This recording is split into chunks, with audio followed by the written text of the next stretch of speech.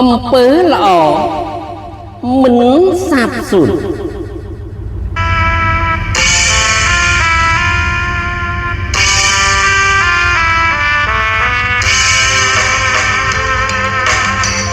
ចិត្តយើងសមស្ទបានសុខជួយរំលែកទុក្ខអាសន្នអំពើល្អមានតម្លៃធ្ងន់ចិត្តមេត្តាធំធេងជ្រាលជ្រៅវេលាកន្លងផុតទេ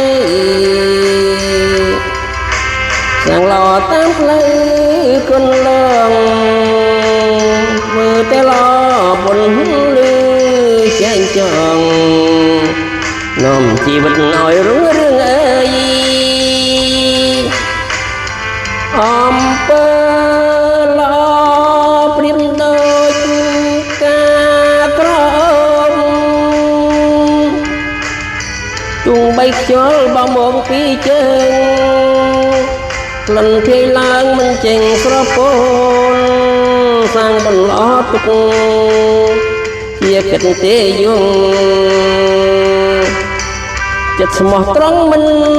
ព្រួលប្រែរស់សន្តិពេញដោយស្នេហ៍ចាអំពើល្អក្នុងបេះដូងគេជួយជ្រងសុខរៀងរហូតអំពើល្អប្រៀបដូចជាការដាំដើមឈើវានឹងផ្ដល់មនុស្សនឹងផ្លែផ្កាឲ្យយើងវិញជាក់ជាមិនខានត្រូវថែទាំផងណាបងប្អូន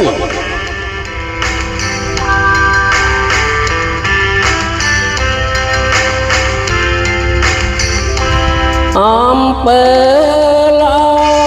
ប្រៀបដូចការក្រមទុំបីខ្យល់បមកពីជើងក្លិនភាយឡើងមិនចេញស្រពោនសាងបន្លត់ទុកជាកិនទេយងចិត្តស្មោះត្រង់មិនព្រួលប្រែរស់សន្តិពេញដោយស្នេ